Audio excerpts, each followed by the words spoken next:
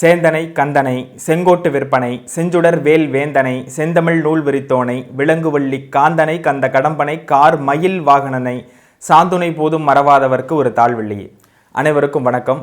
Sri Kuberan TV நேயர்கள் அனைவருக்கும் எனது அன்பான வணக்கங்கள். அதாவது 2023ஆம் ஆண்டு ஏப்ரல் மாதம் 22ஆம் தேதி அதிகாலையில் ஆகவிருக்கின்ற குரு பயிற்சி, அதாவது 5:14 மணிக்கு ஆகவிருக்கின்ற குரு பயிற்சியினுடைய பொது அமைப்புகள் எவ்வாறு இருக்கும் என்பதையும், ஒவ்வொரு ராசிக்காரர்களுக்கும் எது போன்ற பலன்களை இந்த குரு பயிற்சி தரவிருக்கிறது அப்படிங்கிறதையும் இந்த பதிவில் நம்ம பார்க்க போகிறோம். பொதுவாக குரு அப்படின்றவர் ரொம்ப முக்கியமான ஒரு கிரகம். அறிவியல் ரீதியாகவே பூமிக்கு பல இன்னல்களிலிருந்து காப்பாற்றக்கூடிய கிரகமாக இந்த குரு கிரகம் அமைகிறது அப்படிங்கிறதான் ஒரு உண்மை. ஜோதிடத்திலும் அதே போன்று 9 நவகிரகங்களிலேயே அதிக சுபத்தன்மையை ஏற்படுத்தக்கூடிய, அதிக நல்ல நிலைமைக்கு ஒரு ஜாதகரை ஆட்படுத்தக்கூடிய கிரகமாக இருப்பதும் குருதான். பொருள், அதாவது தனகாரகன் புத்திரகாரகன் என்று வர்ணிக்கக்கூடியது இந்த குரு. அதாவது புத்திரன் என்பது நம் புத்திர சம்பத்துகளை ஏற்படுத்தக்கூடிய, வாரிசு அமைப்புகளை உருவாக்கக்கூடிய அமைப்பை இந்த குருதான் ஏற்படுத்துகிறார் அப்படிங்கிறது ஒரு உண்மை. அதையும் தாண்டி தனகாரகன், இன்றைக்கு பொருளாதாரம் இல்லை என்றால் எதுவுமே இல்லை. கிட்டத்தட்ட 199% பொருளாதாரத்தை அடிப்படையாக வைத்துத்தான் ஒருவர் இயங்குகிறார் அப்படிங்கிறது தான் உண்மை. அப்போ அந்த பொருளாதாரத்தை கொடுக்கக்கூடிய கிரகமாக இருக்கக்கூடியது இந்த குரு. அதை அனுபவிப்பதற்கும் அதை எக்ஸ்போஸ் பண்ணுறதுக்கும் சுக்கிரன் மற்றும் 9ஆம் பாவகம் இது போன்ற சுயஜாதகத்தில் இருக்கக்கூடிய பாவங்களை நாம் பார்த்தோமையானால், அதிலும் குறிப்பாக குரு என்பவர் பொதுவாக தனத்திற்கு காரகம் வகிக்கிறார். அப்படிங்கிறதுனால ஒரு ஜாதகத்தில் குருவினுடைய பலத்தை கொண்டுதான், கோச்சாரத்தில் குருவினுடைய பலம் எவ்வாறு இருக்கிறது என்பதை பார்த்துதான் ஒருவருக்கு எது போன்ற தன அமைப்புகள் தனலாபங்கள் ஏற்படும் அப்படிங்கிறத நம்ம கண்டுபிடிக்க முடியும். அந்த வகையில் இந்த முறை மீன ராசியிலிருந்து மேஷ ராசிக்கு பிரவேசமாக இருக்கக்கூடிய குரு பகவான் தனது ஆட்சி வீட்டிலிருந்து அதிநட்பு கிரகமான செவ்வாயினுடைய வீட்டிற்கு செல்லவிருக்கிறார் அப்படிங்கிறதா இதில் நம்ம தெரிந்து கொள்ளக்கூடிய ஒரு விஷயம். அப்போ செவ்வாயினுடைய வீட்டில் இருக்கக்கூடிய குரு எது போன்ற பலன்களை செய்வார் அப்படின்னா, காலபுருஷ தத்துவத்திற்கு முதல் வீடாக வரக்கூடிய அந்த 1ஆம் பாவகத்தில் குரு அமர்வதன் காரணமாக தலைமை அமைப்புகளில் இருப்பவர்களுக்கு நிறைய சீர்திருத்த அமைப்புகள் ஏற்படும். தலைவர்களால் ஏற்படக்கூடிய நன்மைகள் அதிகமாக இந்த குரு பயிற்சியினால் காணப்படும் அப்படிங்கிறதையும் நாம் எடுத்துக்கொள்ள முடியும். அதே போன்று பொருள் இலாருக்கு இன்பமில்லை புண்ணியமில்லை என்றும் மருவிய கீர்த்தி இல்லை, மைந்தருள் பெருமை இல்லை, கருதிய கருமமில்லை, கதி பெற வழியுமில்லை, பெரும் நிலம் மீது சஞ்சார பிரேதமாய் திரிவர்தானே அப்படின்னு சொல்ற அளவிற்கு பணம் அப்படிங்கிறது ரொம்ப இம்பார்ட்டன்ஸான ஒரு விஷயம் அப்படின்றத நம்ம புரிந்து கொள்ள வேண்டும். பொதுவாக குருதசை நடக்கிறவங்களுக்கு அவர் நல்ல ஆதிபத்தியம் பெறவில்லை என்றாலும் அந்த பணப்புழக்கம் அப்படின்றது, மணி ஃப்ளோ அப்படின்றது கண்டிப்பாக இருக்கும் அப்படிங்கிறத நம்ம இதிலிருந்து தெரிந்து கொள்ள முடியும். பொதுவாக அறிவியல் ரீதியாக 1994ஆம் ஆண்டு நமது பூமியில் ஒரு பெரிய விண்கல் தாக்குவதாக இருந்தது. அந்த விண்கல்லை தனது வட்டப்பாதையில் ஈர்த்து கொண்டு பூமியின் மீது எந்த பாதிப்பையும் ஏற்படுத்தாத வண்ணம் பாதுகாத்தது இந்த குரு அப்படிங்கிறத நம்ம அறிவியல் ரீதியாகவும் நாம் ப்ரூவ் பண்ண முடியும். அதே சமயம் கிட்டத்தட்ட பெயர் வைத்த 67 துணைக்கோள்களையும் பெயர் வைக்காத 200 துணைக்கோள்களையும் கொண்டதுதான் குரு அப்படின்றத நம்ம உணர்ந்து கொள்ளலாம். சூரியனை விட சூரிய குடும்பத்தில் சூரியனுக்கு அடுத்ததாக பெரிதாக இருக்கக்கூடிய கோளாக நாம் குருவை வர்ணிக்க முடியும். குருவிலிருந்து வெளிப்படுகின்ற வெளிச்சம், அதாவது ஒளி, ஒரு ஜோதிடம் என்பது ஒளியையும் ஈர்ப்பு சக்தியும் அடிப்படையாக கொண்டது அப்படின்றத நம்ம எடுத்துக்கொள்ள முடியும்.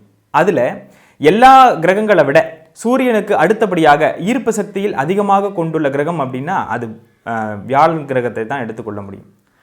அதே போன்று இந்த குருவின் வெளிச்சம், அதாவது எல்லா கோள்களும் சூரியனிடமிருந்து ஒளியை பெற்றுக்கொண்டு அதை 1 மடங்கு மட்டும்தான் ரிஃப்ளெக்ட் பண்ணுமே தவிர, குரு 2 மடங்காக தனது சுப ஒளியை ரிஃப்ளெக்ட் பண்றார் அப்படிங்கிறது அறிவியல் ரீதியான உண்மை. அதனால தான் ஒரு ஜாதகத்தில் எந்த கிரகம் பலம் இழந்திருக்கிறதோ அந்த கிரகத்தோடு குரு பார்வை, குரு சேர்க்கை, குருவினுடைய இருக்கின்ற காரணத்தினால் அந்த குருவால் ஏற்படக்கூடிய நன்மைகள் அதிகம். அதைத்தான் சுபத்துவம் சுப நிலைமை அப்படின்னு எடுத்துக்கிறோம். அப்போ குருவினுடைய தாக்கம் அப்படிங்கிறது ஜோதிடத்தில் பெரிய அளவுக்கு இருக்குது அப்படிங்கிறத நம்ம எடுத்துக்கொள்ள முடியும். 78 கோடி கிலோமீட்டருக்கு அப்பால் இருக்கக்கூடிய இந்த குரு பூமிக்கு எது போன்ற பலன்களை செய்கிறது அப்படின்னா அளப்பரிய பலன்களை செய்கிறது. எப்படி சக உதிரன் அப்படின்னு சொல்லி நம்ம செவ்வாய் கிரகத்தை பிரிக்கிறோமோ அதே போன்று நமக்கு அண்ணன் ஸ்தானத்தில் இருக்கக்கூடியது, பூமிக்கு அண்ணன் ஸ்தானத்தில் இருக்கக்கூடியது இந்த குரு பகவான் அப்படின்றத நம்ம எடுத்துக்கொள்ள முடியும். அதற்கு அடுத்தபடியாக சரஸ்திர உபயங்களை ஒரே நேரத்தில் பார்க்கக்கூடிய ஒரு உன்னத கிரகமாக இந்த குரு இருக்கிறார் அப்படிங்கிறது உண்மை. பொதுவாக ஒவ்வொரு கிரகத்திற்கு ஒவ்வொரு பார்வைகள் உண்டு. அதில் சிறப்பு பார்வை அப்படின்னு எடுத்துக்கிட்டோம்னா பூமிக்கு அப்பாற்பட்டு இருக்கக்கூடிய அடுத்தடுத்த நிலையில் இருக்கக்கூடியது செவ்வாய், குரு, அதன் பின்பு சனி. அதில் குரு என்பவர் ஒரே நேரத்தில் சர, ஸ்திர, உபயம் என்ற 3 நிலைகளையும் ஒரு சேர பார்க்கக்கூடிய வல்லமை பெற்றவர் அப்படிங்கிறத நம்ம இதிலிருந்து தெரிந்து கொள்ளலாம். அதனை அடுத்து ஒரு கிரகம் பலம் இறந்திருக்கிறது அப்படின்னாக்கா அதை எப்படி திருப்பி அந்த பலத்தை பெறுவதற்கு சில விதிவிலக்குகள் இருக்கிறதோ அதில் முதன்மையான விதிவிலக்கு என்பது குருவை அடிப்படையாக கொண்டுதான் அமையும் அப்படிங்கிறதும் இதில் ஒரு சான்று. ஒரு கிரகம் நீசமாகவோ அல்லது வக்ரமாகவோ இருக்கிறது என்றால் அதை நிவர்த்தி செய்யக்கூடிய ஒரு பாவ அமைப்புகளிலிருந்து விடுவிக்கக்கூடிய ஒரு அமைப்பை இந்த குரு தான் அதை செய்வார் அப்படிங்கிறத எடுத்துக்கொள்ள முடியும். ஆதிபத்திய விசேஷமே இல்லாத கிரகமாக இருந்தாலும் கூட குரு பகவானுடைய தாக்கம் என்பது ஒரு நல்ல நிலையைத்தான் அடிப்படையாக கொண்டிருக்கும் அப்படிங்கிறதுல மாற்றுக்கிறதுக்கே இடம் இல்லை. ஒரு கிரகம் நீசம், அதாவது நீசமாய் கோலும் வக்ரம், நிலையிலில் நிற்கும் காலே ஆட்சிக்கு மேலாய் உச்சம் அடைந்திடும் பலனை கொள்ளும் சூட்சமம் அறிந்து மற்ற சுபர் நிலை தெரிந்து தக்கமை ஆட்சியோடு குருவுமே மதித்துமே பலனை கூறு அப்படின்னு பெரியவர்களால் சொல்லப்பட்டிருக்கு. ஒரு குரு என்பவரை அடிப்படையாக கொண்டுதான் ஒரு ஜோதிடத்தில் எது போன்ற பலன்களை அந்த ஜாதகர் அடைவார் அப்படிங்கிறத நம்ம பார்க்க முடியும். ஒரு குழந்தை அப்படிங்கிறதும் தனம் அப்படிங்கிறதும் ஒரு மிகப்பெரிய ஒரு முக்கியமான விஷயம். வாழ்றதே அதற்காகத்தான் அப்படிங்கிறத புரிந்து செயல்பட வைப்பவர் குரு என்பதை நாம் பார்க்க முடியும். காலபுருஷ தத்துவத்திற்கு முக்கியமாக 1, 5, 9 என்ற தர்ம திரிகோண அடிப்படையில் இருக்கக்கூடிய மேசராசிக்கு குரு வருவது ஒரு மேலும் சிறப்பு இந்த குரு பயிற்சியில் அப்படிங்கிறத நம்ம எடுத்துக்கொள்ள முடியும்.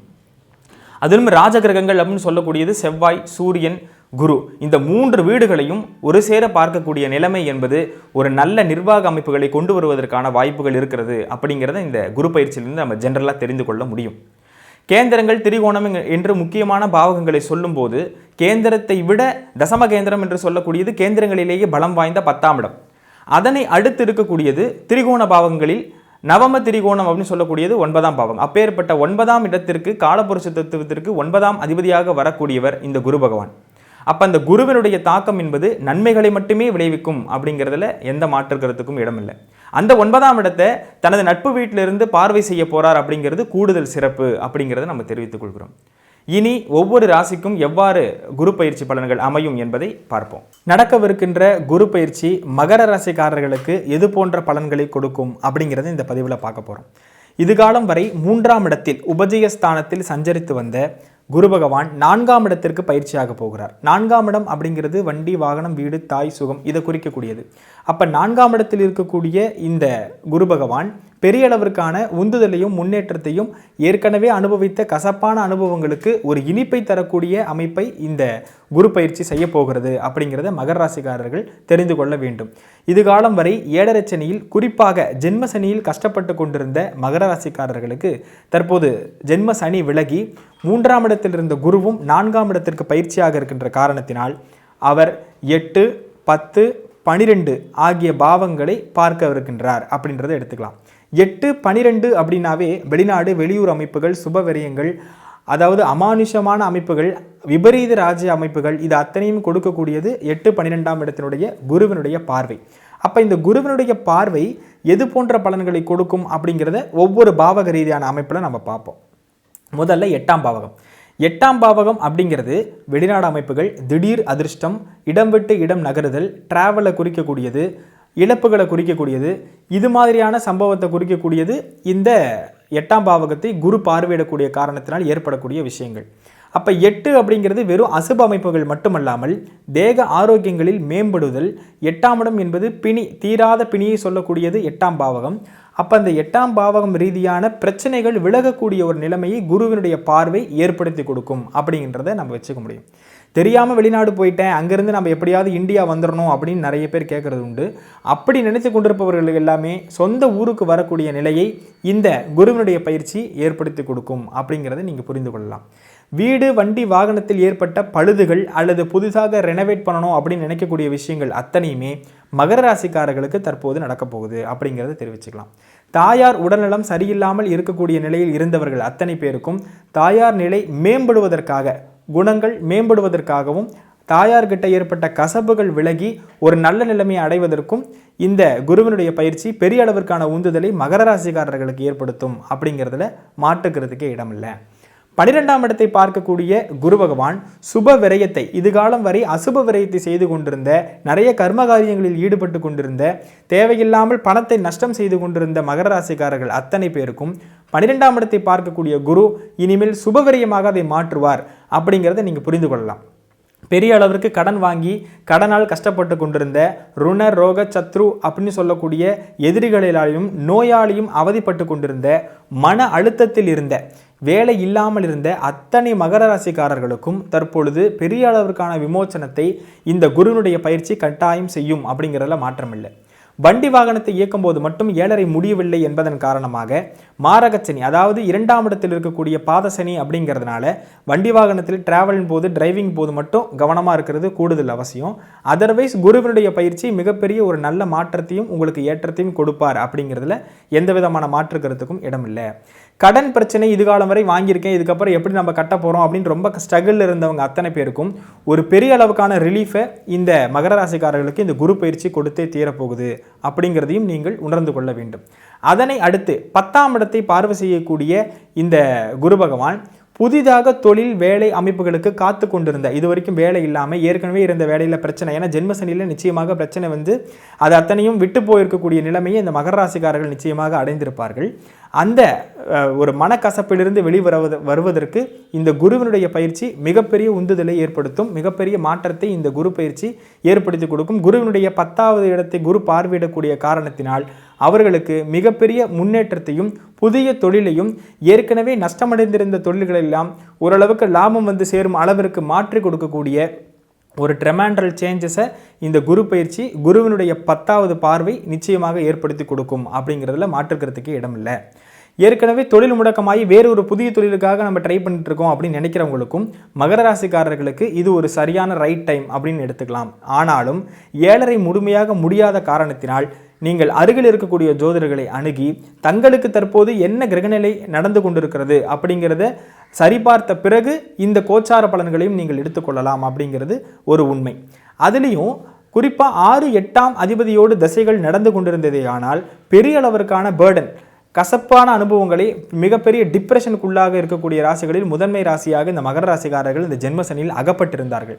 தற்பொழுது ஓரிரு மாதங்கள் தான் ஆகிறது இந்த ஜென்மசனி விலகி. அப்போ மிகப்பெரிய ஒரு முன்னேற்றத்தை நிச்சயமாக மகர ராசிக்காரர்கள், குறிப்பாக திருவோணம், அவிட்டம் 2 நட்சத்திரக்காரர்களும் அடைவார்கள் அப்படிங்கிறதுல எந்த மாற்றமும் கிடையாது. ஆகையினால இந்த மகர ராசியை பொறுத்தவரை ராசிநாதன் என்று சொல்லக்கூடிய சனி 2ஆம் பாவகத்திலேயே வாக்குநாதன், வாக்குர வாக்கினில் 2ஆம் அதிபதிங்கிறது வாக்குஸ்தானாதிபதி, தனஸ்தானாதிபதி, அவர் வாக்குஸ்தானத்திலேயே அமர்ந்திருப்பது தனத்தை ஸ்டடியாக, அதாவது ஸ்திரத்தன்மையாக கொடுத்து விட்டு செல்வதற்குத்தான் அதிகமாக வாய்ப்பு இருக்கிறது. ஏனென்றால் சனி மூலத்திருகோண வீட்டில் ராசி அதிபதியாக மட்டும் அல்லாமல் தனாதிபதியாகவும் வந்து அதே இடத்தில் ஆட்சி பெற்று மூலத்திருகோண வீட்டில் இருப்பதன் காரணமாக பணவரவிற்கு பஞ்சமில்லாத நிலையை இனிமேல் மகர ராசிக்காரர்கள் அடைவார்கள். கடந்த 5 ஆண்டுகள் எந்த இம்ப்ரூவ்மெண்ட்டும் இல்லாமல் இருந்த மகர ராசிக்காரர்கள் அத்தனை பேருக்கும் ஒரு அற்புதமான ஒரு பயிற்சியாக இந்த குரு பயிற்சி அமைந்தே தீரும். ஆகவே ஒரு கிரகத்தை வைத்து மட்டும் பலன் சொல்ல முடியாது என்ற அடிப்படையில் சனி, குரு போன்ற அத்தனை அமைப்புகளும், கோச்சார ரீதியான அமைப்புகளும் தங்களுக்கு ஏதுவாக இருக்கிறது அப்படிங்கிறதுல எந்த மாற்று கருத்துக்கும் இடமில்லை. இனிமேல் வரக்கூடிய காலம் மகர ராசியினுடைய பொற்காலம் அப்படின்னு நம்ம சொல்ல முடியும். 10ஆம் இடத்தை பார்வை செய்யக்கூடிய குரு பகவான் இதுவரைக்கும் அரசியல் ரீதியான பிரச்சனைகளை சந்தித்து கொண்டிருந்தவர்களும், வழக்கு, கோர்ட்டு கேஸ் இது போன்ற பிரச்சனைகளை சந்தித்து கொண்டிருந்தவர்களுக்கும் உங்களுக்கு சாதகமாக கொஞ்சம் ரிலாக்ஸேஷனாக இருக்கக்கூடிய தீர்ப்புகள் வருவதற்கு அதிகமான பாசிபிலிட்டிஸ் இருக்குது. புதிய வேலை வாய்ப்பு, புதிய தொழில் அமைப்பதற்கு அற்புதமான ஒரு பயிற்சியாக இந்த பயிற்சிகள் உண்டு. குழந்தை பருவத்தில் இருப்பவர்களுக்கு கல்வி, அதாவது எஜுகேஷன் பொறுத்த வரைக்கும் அடிப்படை மற்றும் உயர்கல்வி பயின்று கொண்டிருப்பவர்களுக்கு சனி மந்தகாரகன் ராசியிலேயே இருந்த காரணத்தினால் மந்தத்தன்மையை அதிகமாக கொடுத்திருந்து லெத்தாஜிக்கல்னஸ் அதிகமாக இருந்த ஒரு காலகட்டம் விலகி தற்போது 4ஆம் இடத்தில் இருக்கக்கூடிய குரு 12ஆம் இடத்தின் பார்வை செய்வதன் காரணமாக தேவையான தூக்கம் மட்டுமே எடுத்துக்கொள்ளக்கூடிய, தேவையான அளவிற்கு உழைக்கக்கூடிய உத்வேகத்தை ஏற்படுத்தக்கூடிய ஒரு நிலையை குரு ஏற்படுத்தி கொடுப்பார் அப்படிங்கிறத இதிலிருந்து நம்ம புரிஞ்சுக்கலாம். திருமண வாழ்க்கையில் நிறைய கசப்புகள் ஏற்பட்டிருந்திருக்கிறதுக்கு வாய்ப்பு இருக்குது. ஏன்னா ஜென்ம சனியாக இருந்து 7ஆம் இடத்தை சனி பார்வையிட்ட காரணத்தினாலும், குரு 3ஆம் இடத்தில் மறைந்திருந்த காரணத்தினாலும் திருமண வாழ்க்கையில் நிறைய கசப்பு, சங்கடம், டிவோர்ஸுக்கு அப்ளை பண்ணியிருக்கிறோம் அப்படின்னு சொல்லக்கூடியவங்க அத்தனை பேருக்கும் அவர்கள் ஜாதகத்திற்கு ஏற்றார் போல அவர்களுக்கு தேவையான ஒரு பொட்டன்ஷியல், அவர்களுக்கு தேவையான அந்த நல்ல கர்மாவை செய்வதற்கான ஒரு அடிப்படையான அமைப்புகளை குருவினுடைய பயிற்சி செய்யும். அதில் மாற்றுக்கிறதுக்கே இடமில்லை.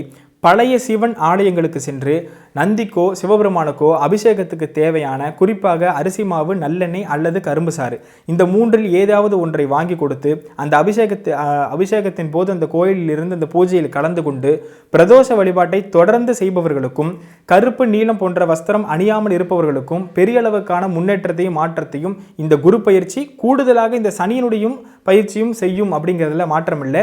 ஆகவே இனிமேல் நல்ல பாதையை நோக்கி செல்லக்கூடிய ராசிகளில் மகர ராசியும் ஒன்று. இதுவரைக்கும் இருந்த மன அழுத்தங்கள் அத்தனையும் விலகி இனி நல்ல நிலைமைக்கு செல்லக்கூடிய ராசியில் முதன்மையான ராசியாக இருக்கக்கூடியது இந்த மகர ராசி. ஏற்கனவே இருந்த மன அழுத்தங்கள் விடைபெற்றால் போதும் என்று பெருமூச்சு விடக்கூடிய அளவிற்கு மிகப்பெரிய ஒரு உந்துதலை இந்த குரு பயிற்சியும் சேர்ந்து உங்களுக்கு ஏற்படுத்தும் அப்படிங்கிறதுல எந்த விதமான மாற்று கருத்துக்கும் இடமில்லை. வெளிர் நிறங்களை பயன்படுத்தும் போது மேலும் சந்தோஷத்தை நீங்கள் அதிகரித்துக் கொள்ள முடியும். ஆகவே சிவ வழிபாடு சர்வரோக நிவாரணி அப்படின்றதை தெரிவித்துக் கொண்டு வாழ்த்துக்கள். வணக்கம். ஸ்ரீ குபேரன் டிவியை பார்த்தமைக்கு நன்றிகள். மேலும் இது போன்ற தகவல்களை தெரிந்து கொள்ள ஸ்ரீ குபேரன் டிவியை சப்ஸ்கிரைப் செய்யுங்கள். மறக்காமல் பெல் ஐக்கானை கிளிக் செய்யுங்கள்.